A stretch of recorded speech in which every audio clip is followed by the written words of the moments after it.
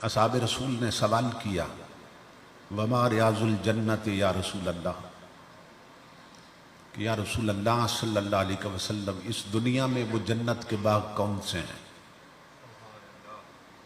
تو نبی اکرم صلی اللہ تعالی علیہ وآلہ وسلم نے جواب دیا مجالس الذکر، وفی روایت مجالس العلماء، فرمایا میری شریعت کے علماء کی جو مجلسیں ہیں اور اہل ذکر کی جو مجلسیں ہیں وہی جنت کا باغ ہوتی ہیں۔ تو اس حدیث رسول کے مطابق اس وقت ہم جنت کے باغ میں ہیں، اور یہ دوہری جنت ہے۔ حدیث پاک کا مفاد یہ ہے کہ اگر اللہ اور اس کے محبوب کے ذکر کی مجلس جنگل میں سجا دی جائے تو اسے بھی جنت کے باغ میں تبدیل کر دیتی، اور مسجدیں تو ویسے ہی جنت، کیونکہ ایک حدیث پاک میں ہے نبی اکرم صلی اللہ تعالی علیہ وآلہ وسلم فرماتے ہیں کہ جب اللہ رب العزت اس زمین کو ختم کرنا چاہے گا تو فرشتوں کو زمین پہ بھیجے گا اور حکم دے گا کہ جتنی جگہوں پہ مسجدیں بنی ہیں وہ سب اٹھا کر میری جنت کا حصہ بنا دی جائیں۔ تو یہ جگہ جس جگہ پہ ہم بیٹھے ہیں یہ کل جنت کا حصہ بننے والی ہے۔ تو جو لوگ گھر چھوڑ کر، اپنی دکان چھوڑ کر، اپنی گپ شپ چھوڑ کر اس جنت میں نہیں آتے، وہ پل صراط سے گزر کر اس جنت میں بھی نہیں جا سکیں گے۔ اگر اس جنت میں جانا ہے تو پھر اس جنت میں آنے کی عادت بنائیے، یہ ذہن میں رکھیے، یہ پیغام گھروں تک پہنچائیے، دوستوں تک پہنچائیے۔ گھروں کے مصلح گھر کے خواتین کے لیے جنت، تو جو ٹی وی چھوڑ کر اپنے گھر کے مصلح تک نہیں آتی وہ پل صراط سے گزر کر اس جنت تک کیسے جا سکے گی؟ نبی اکرم صلی اللہ تعالی علیہ وآلہ وسلم کا میلاد پاک، اس کی دو جہتیں ہیں، دو آسپیکٹس ہیں اور دو پہلو ہیں۔ ایک پہلو کا تعلق جشن میلاد کے ساتھ اور دوسرے پہلو کا تعلق مقصد میلاد کے ساتھ۔ حضور اس دنیا میں کیوں تشریف لائے؟ آپ کے آنے کا مقصد کیا تھا؟ اگر ان سوالوں کا جواب دیا جائے تو نبی اکرم صلی اللہ تعالی علیہ وآلہ وسلم کی سیرت بیان ہو جاتی، اور حضور اس دنیا میں کیسے تشریف لائے، کس حسن کے ساتھ تشریف لائے، کن جلووں کے ساتھ تشریف لائے، کس پاکیزگی اور طہارت کے ساتھ تشریف لائے۔ ان سوالوں کا جواب دیا جائے تو حضور کا میلاد بیان ہو جاتا ہے۔ تو خوش بخت ہیں وہ لوگ جو حضور کا میلاد مناتے ہیں اور سیرت اپناتے ہیں۔ یہ دونوں رخ صحیح ہو جائیں تو حضور سے غلامی کا تعلق پکا ہو جاتا ہے، کیونکہ ایک حدیث پاک میں نبی اکرم صلی اللہ تعالی علیہ وآلہ وسلم نے فرمایا لا یؤمن احدکم حتی اکون احب الیہ من والدہ وولدہ والناس اجمعین، کہ تم اس وقت تک مومن نہیں ہو سکتے کہ جب تک اپنے ماں باپ، اولاد اور سب سے بڑھ کر مجھ سے محبت نہ کرو۔ اور دوسری حدیث بھی اسی تنبیہ سے شروع ہو رہی ہے، مگر اگلے لفظ اور ہیں۔ فرمایا لا یؤمن احدکم، تم اس وقت تک مومن نہیں ہو سکتے حتی یکون ہواہ تبعا لما جئت بہ، جب تک تمہاری طبیعت میری شریعت کے تابع نہ ہو جائے۔ تم اس وقت تک مومن نہیں ہو سکتے کہ جب تک تمہاری طبیعت میری شریعت کے تابع نہ ہو جائے۔ تو ہر شخص نے اپنے گریبان میں جھانکنا ہے اور دیکھنا ہے کہ کیا ہماری طبیعت حضور کی شریعت کے تابع ہے۔ ان دونوں پہلوؤں پر توجہ کی ضرورت۔ محبت کا جو معیار حضور غوث اعظم بیان فرما رہے ہیں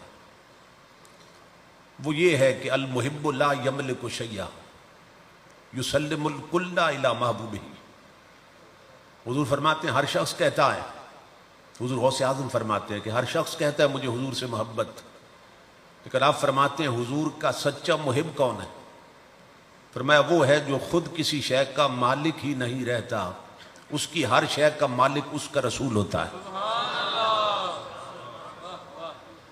یعنی گھر اس کا ہوتا ہے مگر وہاں طریقے رسول کے چلتے ہیں، بہو بیٹیاں اس کی ہوتی ہیں مگر پردہ رسول کا چلتا ہے، بچے اس کے ہوتے ہیں مگر تعلیم رسول کی چلتی ہے، شادی اس کی ہوتی ہے مگر سنت رسول کی چلتی ہے، حتیٰ کہ ملک اس کا ہوتا ہے مگر نظام رسول کا چلتا ہے. تو محبت کا یہ معیار جو غوث اعظم نے دیا، اب اس کو سامنے رکھیے اور اپنے کردار کو سامنے رکھیے کہ محبت کا دعویٰ ہے لیکن عملاً وہ محبت ثابت نہیں ہو رہی. تو دونوں پہلوؤں پر توجہ کی ضرورت.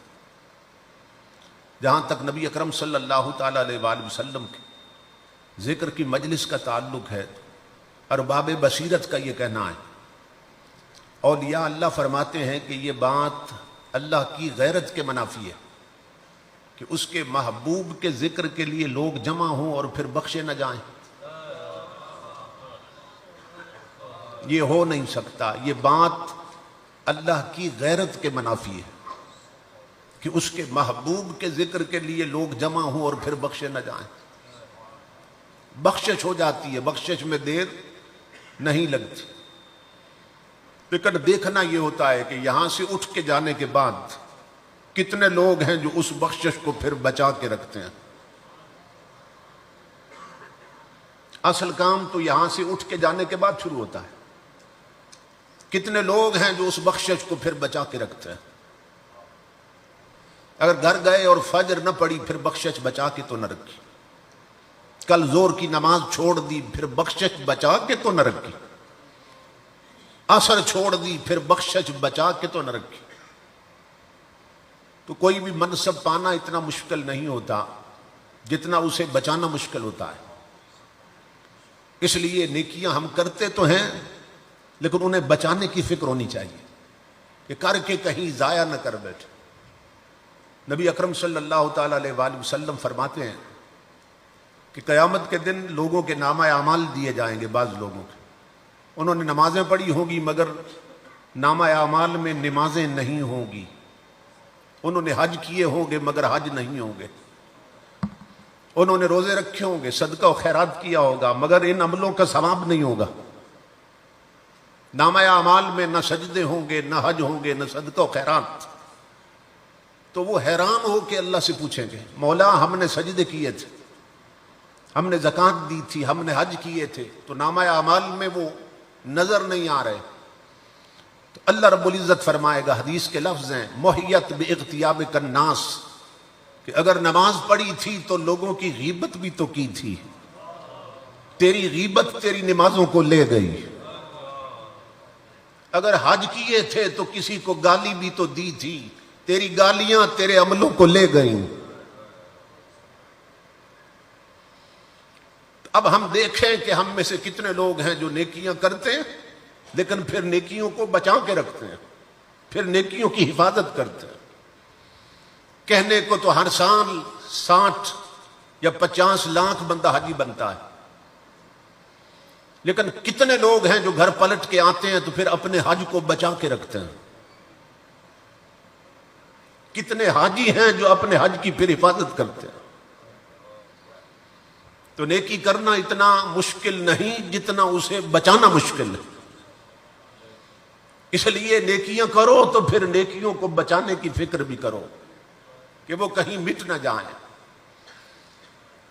میں نے جو الفاظ تلاوت کیے ان میں اللہ رب العزت نے ہمیں حکم دیا اس کی نعمتوں کا ذکر کیا جائے، اس کی نعمتوں کی باتیں کی جائیں، اس کی نعمتوں کو یاد رکھا جائے. یہ حکم دیا اللہ رب العزت. کیوں؟ اس لیے کہ جب نعمت یاد رہتی ہے نا تو پھر دینے والا بھی یاد رہتا ہے.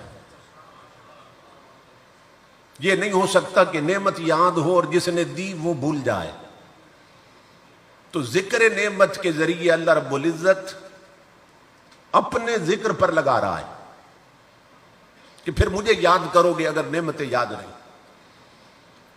اور مجھے یاد کرو گے تو پھر میرا شکر بھی یاد رہے گا. کہ دینے والا یاد رہے تو پھر اس کا شکر بھی یاد رہتا ہے. اللہ رب العزت نے فرمایا کہ میری نعمتوں کا ذکر کرو.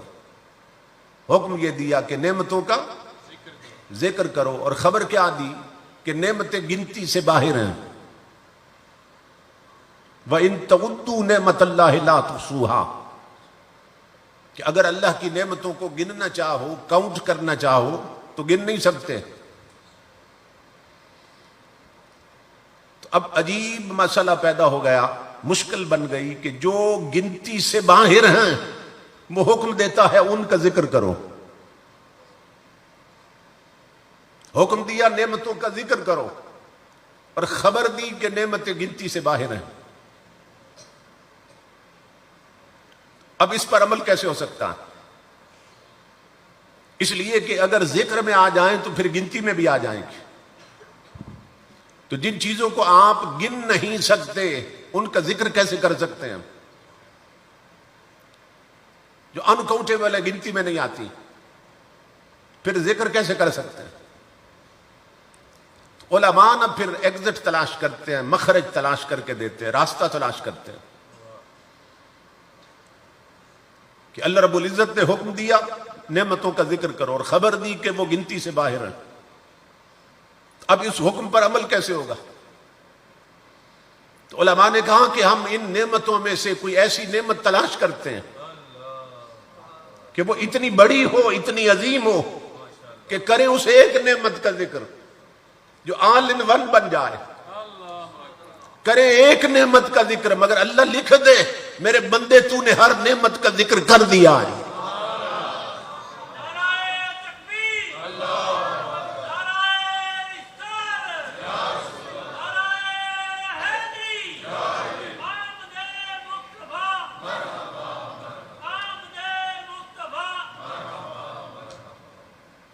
جب ان نعمتوں کو تلاش کیا کہ وہ بڑی نعمتیں کون سی ہیں، تو 3 نعمتیں بہت بڑی نظر آئیں.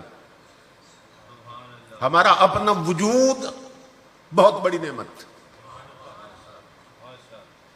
ہمارا اپنا جسم بہت بڑی نعمت.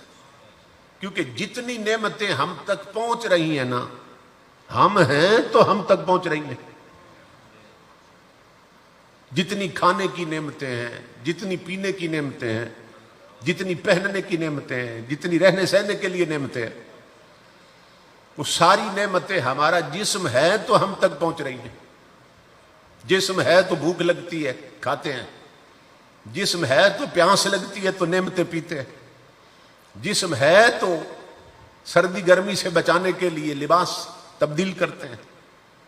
الغرض غور کرتے جائیں، اپنا جسم ہے تو ہر نعمت پہنچ رہی ہے.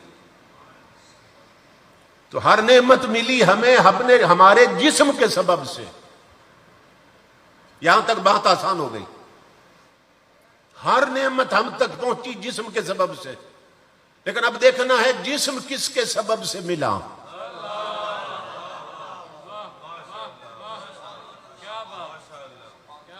ہر نعمت ملی جسم کے سبب سے، جسم کس کے سبب سے ملا؟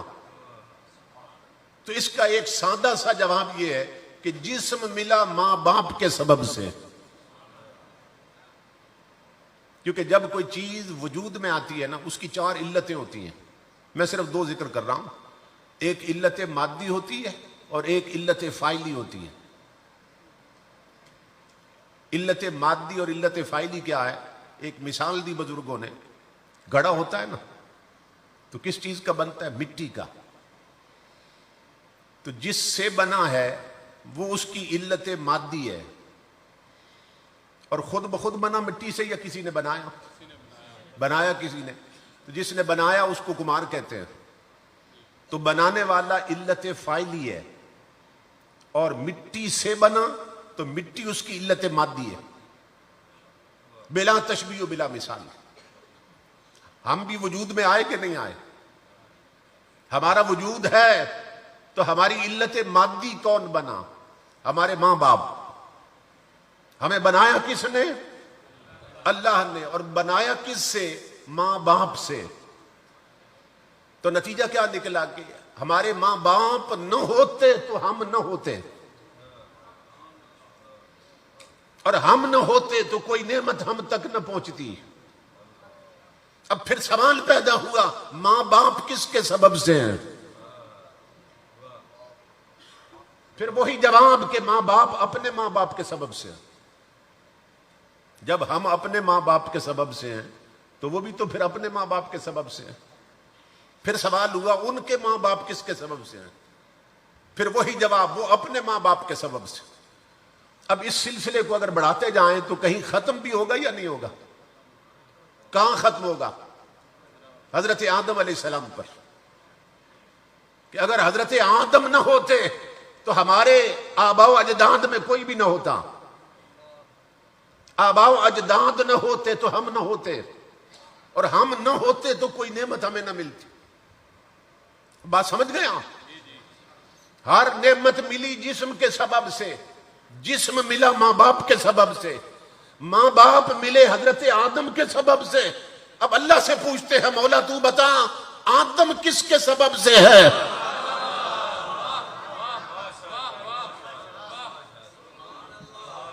اب مولا تو بتا خود آدم کس کے سبب سے ہیں؟ تو اللہ رب العزت نے فرمایا، لولا محمد لما خلقت آدم، اگر محمد عربی نہ ہوتے تو آدم کو بھی وجود عطا نہ کیا جاتا۔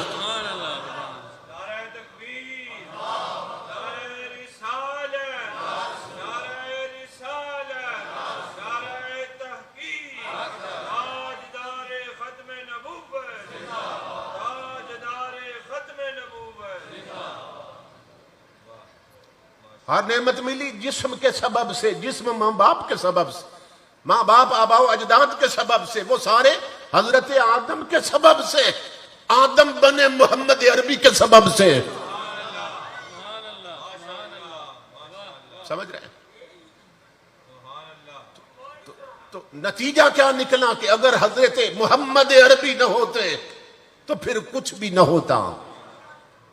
پھر اعلیٰ حضرت نے کتنی صحیح بات فرمائی، جو وہ نہ تھے تو کچھ نہ تھا، اور گر وہ نہ ہو تو کچھ نہ ہو۔ جان ہے وہ جہان کی، جان ہے تو جہان ہے۔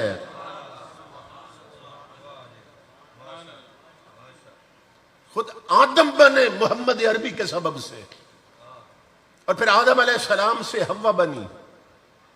قرآن نے کہا وَخَلَقَ مِنْهَا زَوْجَهَا، اور اللہ نے پھر اسی میں سے اس کا جوڑ بنایا، اسی میں سے اس کا جوڑ بنایا اللہ رب العزت۔ کس سے؟ حضرت آدم سے۔ تو جب جوڑ دیکھا نا اپنے ہی جیسا، ایک سٹرکچر سامنے آیا۔ پہلے تو اکیلے تھے بشر، کیونکہ بشریت کی وہاں سے ابتدا ہوئی ہے۔ الجنس یمیل الی الجنس، جنس جنس کی طرف مائل ہوتی ہے۔ یہ ایک نیچر کی بات کہ جنس مائل ہوتی ہے جنس کی طرف۔ آدم علیہ السلام پہلے اکیلے تھے، جب انہی میں سے اللہ نے ان کا جوڑ بنایا تو طبیعت مائل ہوئی۔ اس پر حضرت مولا کائنات سیدنا علی المرتضیٰ رضی اللہ تعالیٰ عنہ، ان کا ایک واقعہ سناتا ہوں آپ کو۔ کسی نے آ کے نا خبر دی، حضرت ہمارے ایک چھوٹا سا بچہ ہے جو چھت پہ بالکل کنارے پہ پہنچا ہوا ہے۔ اب بچے کی فطرت ہے کہ اگر اس کی طرف جائیں نا تو وہ پھر آگے بھاگتا ہے، تو وہ بنیرے پر ہے، بنیرے پر، کنارے پر۔ تو حضرت اگر جاتے ہیں پکڑنے تو وہ نیچے گر جائے گا، کیونکہ اس نے تو آگے جانا ہے۔ اب کیا کرے؟ تو حضرت مولا کائنات نے فرمایا کہ اسی کی عمر کا بچہ لا کر نہ اس کے سامنے بٹھا دو، تو جنس مائل ہوگی اپنی جنس کی طرف۔ انہوں نے بچہ بٹھایا تو اسے دیکھ کر وہ پلٹ آیا۔ سمجھ رہے ہیں؟ تو آدم علیہ السلام پہلے تنہا تھے، جب اللہ نے اسی میں سے بنایا انسانی بہ کر تو مائل ہوئے۔ جب ہاتھ لگانا چاہا نا تو اللہ رب العزت نے فرمایا آدم اسے چھونا نہیں ہے، یہ ابھی حرام ہے آپ پر۔ تو مولا یہ حلال کیسے ہوگی؟ فرمایا اس کے حلال کرنے کا طریقہ یہ ہے کہ اس کا حق مار ادا کرو. جب حق مار دے دو گے تو ہوا حلال ہو جائے گی. آدم علیہ السلام پوچھتے ہیں مولا اس کا حق مار کیا ہے؟ پوچھو علماء سے، ہر عالم بتائے گا. اللہ نے فرمایا آدم 20 بار محمد عربی پہ درود پڑھو.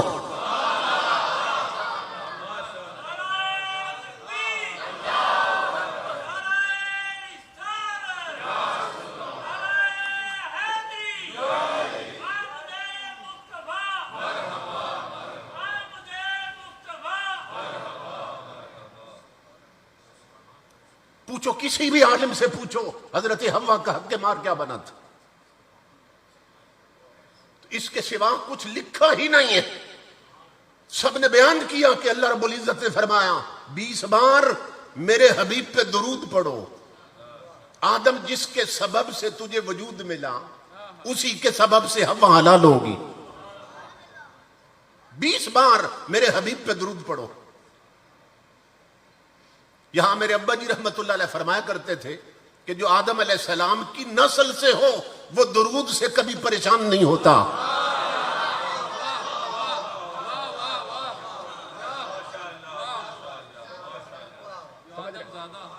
ہاں، جو آدم زادہ ہو، جو آدم علیہ السلام کی نسل سے ہو وہ درود سے کبھی پریشان نہیں ہوتے. سمجھ رہے ہیں؟ تو اللہ رب العزت نے فرمایا آدم 20 بار میرے حبیب پہ درود پڑھو تو ہوا حلال ہو جائیں گے. اب نقطے کی بات عرض کرنے لگا ہوں. امام الانبیاء کے غلاموں، پہلے بشر حضرت آدم ہے نا. آدم سے پہلے تو کوئی بشر نہیں تھا. تو اگر آدم علیہ السلام سے پہلے محمد عربی نہیں تھے تو درود کس پہ پڑھوایا جا رہا ہے؟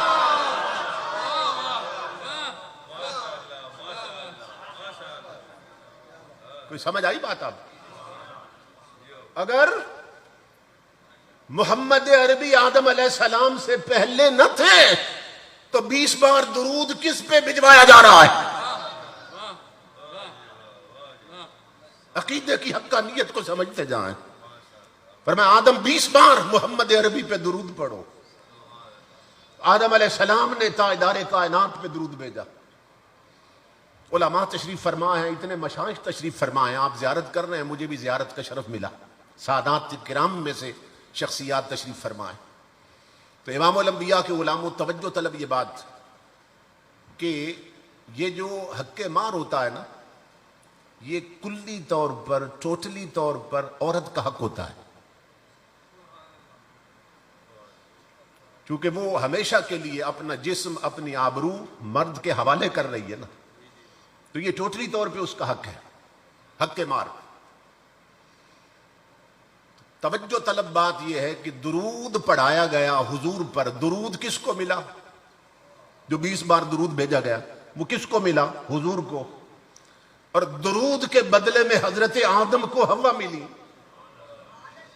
تو جس کا حق تھا اسے کیا ملا؟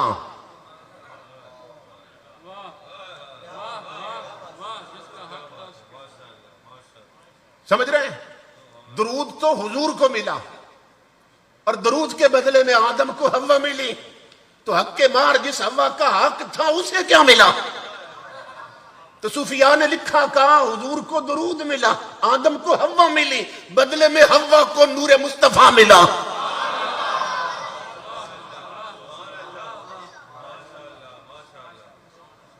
سمجھ رہے ہیں؟ محمد عربی کو درود ملا، درود کے بدلے میں آدم علیہ السلام کو حضرت حوا ملی اور حوا کو بدلے میں نور مصطفیٰ ملا. تو اللہ رب العزت فرما رہا ہے میری نعمتوں کا ذکر کرو.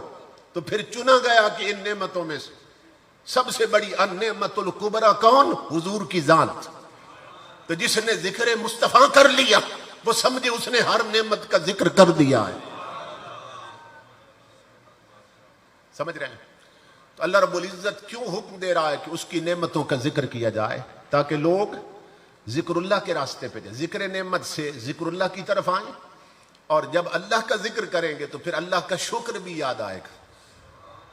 جب نعمتوں پر اس کا ذکر ہوگا تو پھر اس کا شکر بھی یاد آئے گا. اور وہ شکر کیوں کرانا چاہتا ہے؟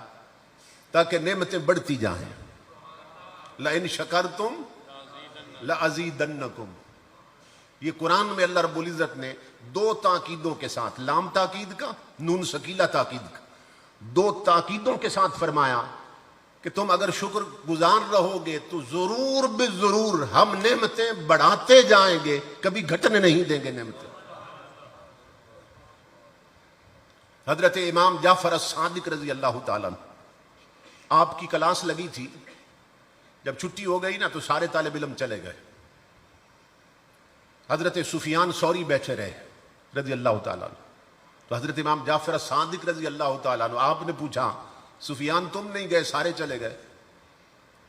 عرض کی کہ آپ خون رسول ہیں اور آل رسول ہیں، میں آج نہ کوئی پتے کی بات پوچھنا چاہتا ہوں، آج کوئی جڑ کی بات مجھے بتا دیں، نی کی بات مجھے بتا دیں کہ ایک بات وہ میں پلے باندھ لوں اور زندگی بھر کے لیے مجھے کافی ہو جائے. اب دیکھیں خون رسول بولتا ہے تو کیسے بولتا ہے. فرمایا سفیان بڑا کامل سوال کیا تو نے، اور اس کامل سوال کا کامل جواب یہ ہے کہ جو جو نعمتیں اللہ نے تمہیں دی، اگر چاہتے ہو ان نعمتوں میں کمی نہ آئے، وہ گھٹنے نہ پائیں، تو فرمایا ان نعمتوں پر اپنے رب کا شکر کبھی نہ بھولنا.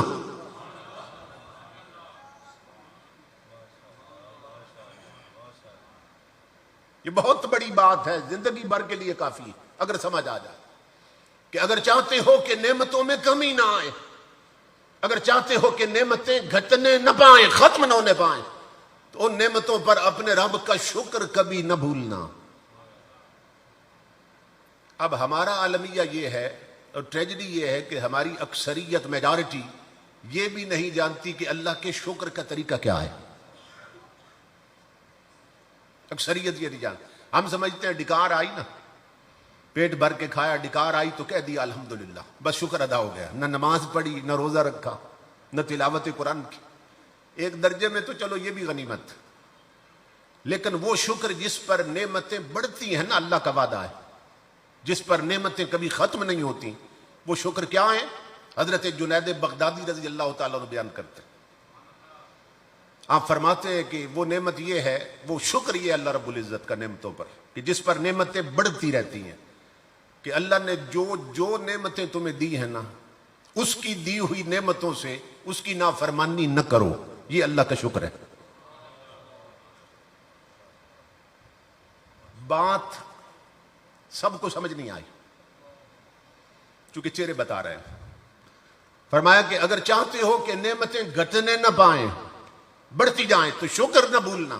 اور شکر کا طریقہ کیا ہے کہ جو نعمت رب نے دی ہے اس کی نعمت سے اس کی نافرمانی نہ کرو، تو پھر رزق کبھی گھٹے گا نہیں، نعمتیں کبھی ختم نہیں ہوں گی. اب میں اس کو تھوڑا سا کھول دیتا ہوں تاکہ سب کو سمجھ آئے، جو میرے جیسے ہیں انہیں بھی سمجھ آ جائے. امام الانبیاء کے غلاموں، آنکھیں اللہ کی نعمت ہے کہ نہیں ہے؟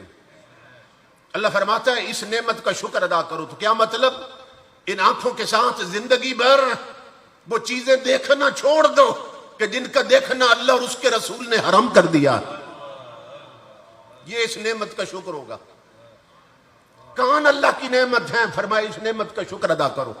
کیا مطلب؟ ان کانوں کے ساتھ وہ چیزیں سننا چھوڑ دو کہ جن کا سننا اللہ اور اس کے رسول نے حرام کر دیا. ہاتھ اللہ کی نعمت ہیں، فرمایا اللہ کا شکر ادا کرو کہ ان ہاتھوں کے ساتھ ان چیزوں کو پکڑنا چھوڑ دو کہ جن کو ہاتھ لگانا اللہ اور اس کے رسول نے حرام کر دیا. پاؤں اللہ کی نعمت ہیں، فرمایا اس نعمت کا شکر ادا کرو کہ ان پاؤں کے ساتھ ان بغیرتی کے اڈوں پہ جانا چھوڑ دو کہ جہاں جل کے جاننا اللہ رسول نے حرام کر دیا. دل اور دماغ اللہ کی نعمت ہے، فرمایا اس کا شکر ادا کرو کہ دل اور دماغ کے ساتھ وہ چیزیں سوچنا چھوڑ دو کہ جن کا تصور بھی اللہ اور اس کے رسول نے حرام کر دیا. فرمایا یہ ہے شکر. ایسا شکر نصیب ہو جائے تو نعمتیں کبھی گھٹتی نہیں، بڑھتی رہتی.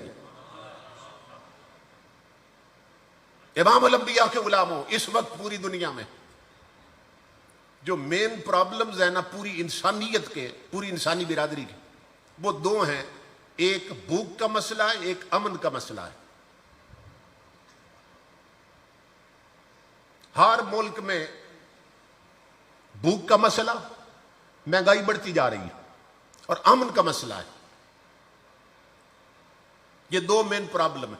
تجزیہ نگاروں کے تجزیات پڑھیے آپ تو آپ حیران ہوں گے کہ جو جتنا بڑا ہے نا اس کی زندگی اتنی خطرے میں ہے۔ امن کا مسئلہ ہے، اور دوسرا بھوک کا مسئلہ ہے۔ بھوک کا بڑے ملک چھوٹے ملکوں کے وسائل حیات پہ قبضہ کر رہے ہیں۔ کبھی عراق کو اجاڑا جاتا ہے، کبھی افغانستان کو اجاڑا جاتا ہے، تو بڑے ملک وسائل پہ قبضہ کر کے نا اپنی تجوریاں بھر رہے ہیں، اپنے سٹاک بنا رہے ہیں کہ ہمارے ملک میں کبھی غریبی نہ آنے پائے۔ بھائی بھائی کا خون کر رہا ہے اپنے مفاد کے لیے، دودھ بیچنے والا پانی ملا رہا ہے اپنے مفاد کے لیے، افسر حرام خور ہو گئے اپنے مفاد کے لیے، حکمران رب رسول کے باغی ہو گئے اپنے مفاد کے لیے، کہ اتنا جوڑ جائیں ہمارے گھر میں نسلیں کھائیں مگر گھر میں کبھی غریبی نہ آنے پائے۔ بھوک کا مسئلہ ڈر لگا ہوا ہے۔ ملاوٹ والا مال بیچا جا رہا ہے، ترازو میں تولتے ہوئے ڈنڈی باری جا رہی ہے، ذخیرہ اندوزی ہو رہی ہے، بلیک مارکیٹنگ ہو رہی۔ کیوں؟ کہ اتنا جوڑ جائیں نسلیں کھائیں اور گھر میں غریبی نہ آئے، بھوک نہ آئے گھر میں۔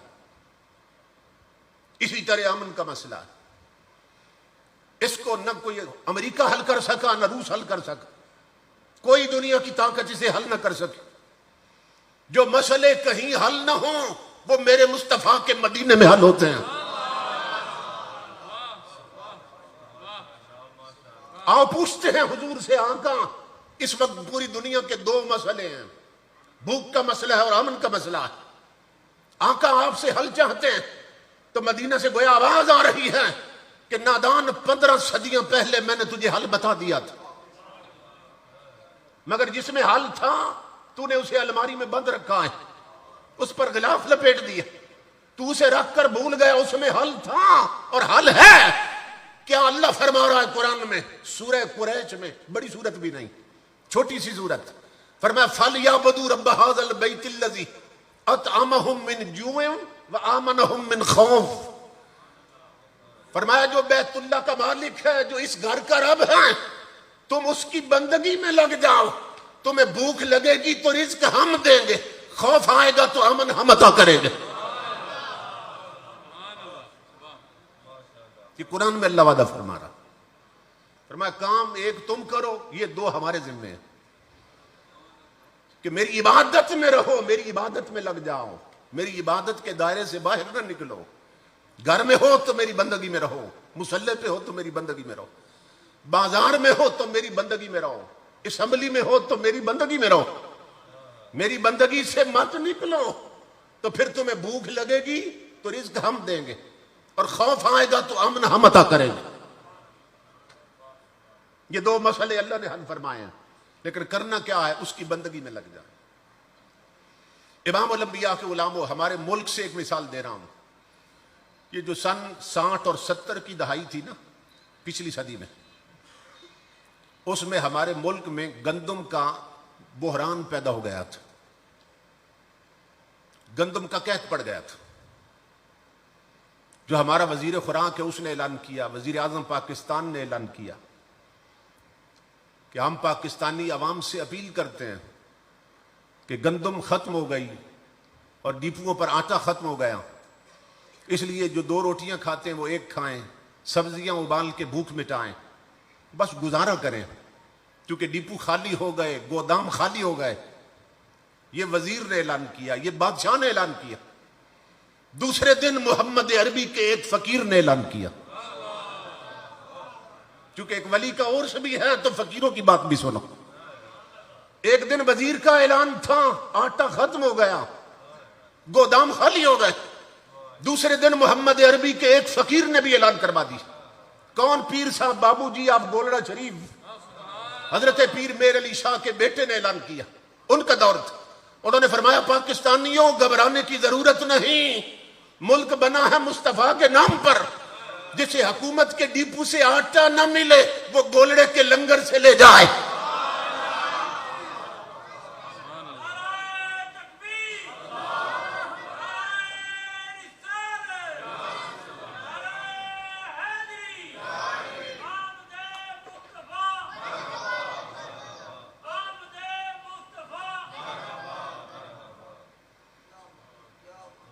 انہوں نے بھی اعلان کر دیا ملک بنا ہے مصطفیٰ کے نام پر، ملک بنا ہے کلمے کے نام پر، گھبرانے کی ضرورت نہیں۔ جسے حکومت کے ڈپو سے آٹا نہ ملے وہ گولڑا شریف کے لنگر سے لے جائے۔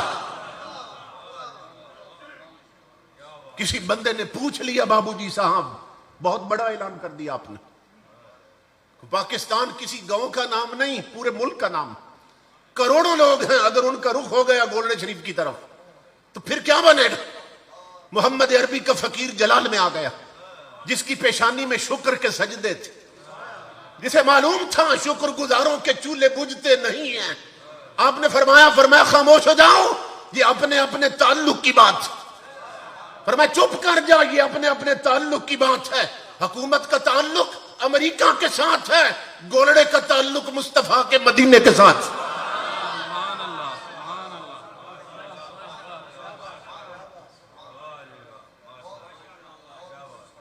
فرمایا گھبرانے کی ضرورت نہیں، یہ اپنے اپنے تعلق کی بات۔ وہ جن کے خالی ہوئے ان کا تعلق امریکہ سے تھا، جن کے اب بھی بھرے ہیں ان کا تعلق مدینے کے ساتھ۔ نہ رئیس ہوں نہ امیر ہوں، نہ میں بادشاہ نہ وزیر ہوں، تیرا عشق ہے میری سلطنت، میں اسی کا ادنی فقیر ہوں۔ میرے پاس ساغر جم نہیں، مجھے پھر بھی کوئی علم نہیں، کیوں تیری ایک نگاہ نیاز سے میں جہاں میں سب سے امیر ہوں۔ سمجھ رہے؟ تو فرمایا گھبرانے کی ضرورت نہیں، جس حکومت کے ڈپو سے آٹا نہ ملے گولڑے کے لنگر سے لے جائے۔ اللہ اکبر۔ تو بھوک لگے تو رزق وہ دیتا ہے، لیکن اگر شکر گزاری نصیب ہو جائے، پتہ چل جائے کہ شکر کا طریقہ کیا ہے، اور فرمایا کہ اگر خوف آئے گا تو امن بھی ہم عطا کریں گے۔ اب پورا ملک خوف زدہ ہو چکا ہے، جو حالات بن گئے نا ہمارے ملک اکھڑ چکا ہے، اب اللہ ہی بچائے تو بچائے۔ علامہ اقبال نے بہت پہلے کہہ دیا تھا، وطن کی فکر کر ناداں مصیبت آنے والی، تیری بربادیوں کے مشورے ہیں آسمانوں میں۔ یہ طاغوتی طاقتوں کو کہا تیری بربادیوں کے مشورے ہیں آسمانوں میں، اور چھپا کر آستین میں بجلیاں رکھی ہیں گردوں نے، انادل باغ کے غافل نہ بیٹھے آچیانوں میں۔ اور ہماری قوم کے ساتھ جب سے ملک بنا مذاق ہو رہا ہے، لٹیروں نے جنگل میں شمع جلا دی، لٹیروں نے چوروں نے جنگل میں شمع جلا دی، مسافر یہ سمجھا کہ منزل یہی ہے۔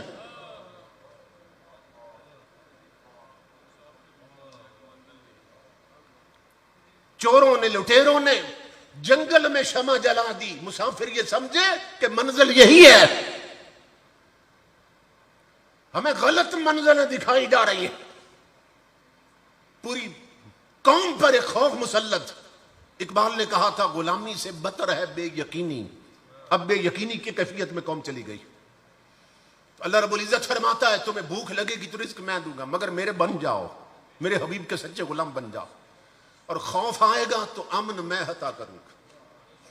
تاریخ اسلام میں ہے کہ جس طرح آج بحری بیڑے ہیں نا طاغوتی طاقتوں کے پاس، جس ملک کو برباد کرنا ہو وہ اپنے بحری بیڑے بھیج دیتا ہے، کیونکہ وہ جدید اسلحہ سے لیس ہیں۔ تو جس ملک کو برباد کرنا ہو، عراق کو انہی بحری بیڑوں نے اجاڑا، افغانستان کو انہی نے اجاڑا تھا، بحری بیڑے بھیج دیتے ہیں۔ تو اب تو ان کے پاس کئی ہزار بحری بیڑے ہیں نا، لیکن اس وقت جو سپر پاور تھی اس کے پاس صرف ایک ہی بحری بیڑا تھا۔ جس علاقے میں بیڑا غرق کرنا ہوتا وہاں اپنا بیڑا بھیج دیتے تھے۔ تو وہ دور کس کا دور تھا؟ حضرت سلطان صلاح الدین ایوبی کا دور تھا۔ طاغوتی طاقتوں نے، کافروں نے پروگرام بنایا کہ سلطان صلاح الدین ایوبی کی عوام بہت کمزور ہیں، اور اس وقت وہ نہتے ہیں، ان کے پاس اسلحہ بھی نہیں اور کھانے کے لیے بھی کچھ نہیں ہے۔ تو ایسا کرتے ہیں اپنا بحری بیڑا بھیج کر نا اتنا شدید حملہ کرتے ہیں کہ مسلمانوں کا وجود مٹا کے رکھ دیتے ہیں۔ انہیں یقین تھا مسلمان اس کو روک نہیں سکیں گے۔ ادھر بحری بیڑا حرکت میں آ گیا، دوسرے دن میدان جنگ گرم ہونے والا تھا، صرف ایک رات باقی تھی۔ صلاح الدین ایوبی وہ حکمران امام الانبیاء کے غلام جو 500 بار درود پڑے بغیر کبھی سویا نہیں تھا، جس کا تعلق مصطفیٰ کے مدینے سے قائم تھا، اس نے اپنی آرمی اور فوجیوں کو اکٹھا کیا۔ اس نے کہا بیری بیڑا آ رہا ہے، کل وہ ہمارے سر پر عذاب بن کے گرے گا اور بچے یتیم ہوں گے، عورتیں بیوہ ہوں گی۔ اس نے کہا مجاہدو ایک رات باقی ہمارے پاس، دو کام کرتے، ایک تم کرو ایک میں کرتا ہوں۔ آرمی نے کہا وہ کیا ہے؟ اس نے کہا آج رات کے لیے تم میدان اور مورچے سنبھال لو، اور آج رات کے لیے میں کملی والے کا مسلح سنبھالتا ہوں۔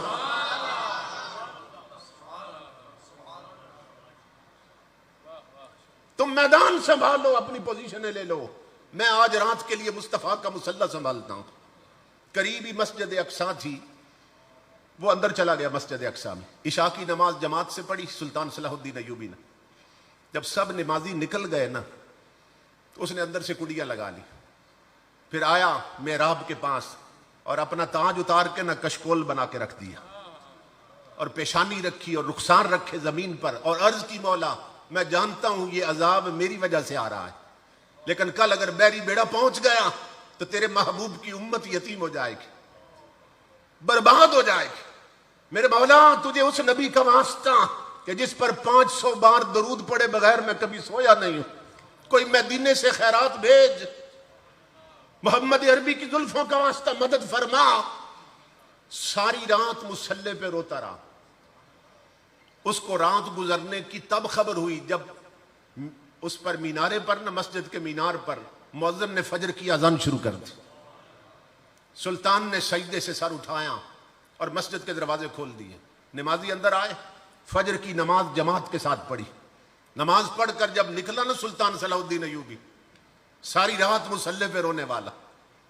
امام الانبیاء کے غلاموں، باہر مسجد کے پھٹے کپڑوں میں ایک فقیر کھڑا تھا، اس نے یوں بازو پھیلا دی، اس نے کہا بیٹا سلطان صلاح الدین آؤ میرے سینے لگ جاؤ۔ سینے لگا کے ماتھا چوما، کہا سلطان صلاح الدین تجھے مبارک ہو، رات کے تیرے آنسوؤں نے دشمن کا بیڑا غرق کر دیا۔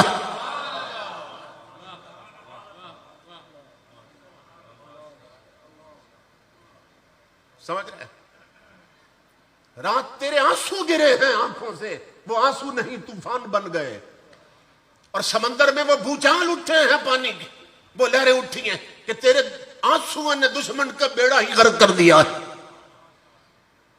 تو میرا پیغام یہ ہے محمد عربی کے غلاموں، ہم لٹ رہے ہیں، ہماری کشتی ٹوٹنے والی ہے، ہماری آئیڈینٹی ختم ہونے والی، ہمارا ملک پورا لپٹ میں ہے، دیوالیہ ہونے والا ہے۔ اللہ نہ کرے حضور کے صدقے میں اس کی حفاظت ہو، لیکن اس کا صرف ایک طریقہ ہے کہ ہم اللہ رب العزت کے کھرے اور سچے بندے بن جائیں، محمد عربی کے عملاً سچے غلام بن جائیں، تب مدینے سے خیرات آئے گی، تب آسمانوں سے رحمت نازل ہوں گی۔ ہے تجھ کو سنبھلنا تو ہے اب وقت، سنبھل جا، اے بحر عمیق اپنے کناروں سے اچھل جا، غافل تجھے پا کر لے آئے ہیں پھر جان، تو باز ہے بلبل نہیں بستان سے نکل جا۔ باطل سے نہ ڈر، جنگ کے میدان میں اتر جا، رکھ حق پہ نظر، ماہو سریا سے گزر جا، کی تجھ کو حسین ابن علی نے یہ وصیت کہ مرنا ہے تو ڈر موت سے، جینا ہے تو مر جا۔ تقدیر الہی کے نوشتے بھی وہی ہیں، اللہ بھی وہی، اس کے فرشتے بھی وہی ہیں، اتریں گے ملائک تیری امداد کو اب بھی، گر ذات خدا سے تیرے رشتے بھی وہی ہیں۔ تو یہ رشتے مسجدوں میں سجدوں سے قائم ہوتے ہیں، رشتے تب قائم ہوں گے جب ہاتھوں میں ٹچ موبائل نہیں، جیب میں سورہ یاسین آئے گی۔ یہ رشتے تب قائم ہوں گے جب بہو بیٹیوں کے ہاتھ میں رومانٹک ناول نہیں، سیرت فاطمہ زہرا کی کتابیں ہوں گی، جب شادیوں پر گانے نہیں چلیں گے، محمد عربی کا قرآن چلے گا، پھر یہ رشتے قائم ہوں گے، پھر یہ زوال عروج میں بدلے گا۔ تو مجھے بہت زیادہ خوشی ہوئی یہاں حاضر ہو کے حضرت علامہ انعام الحق صاحب صابری زید مجدہ کا یہ عظیم مرکز دیکھ کر، اور اتنے علماء اور مشائخ کی حاضری دیکھ کر، اللہ سب کا سایہ ہمارے سروں پہ قائم رکھے اور ہم سب کو عملاً حضور کا غلام بنائے۔ وما علینا الا البلاغ۔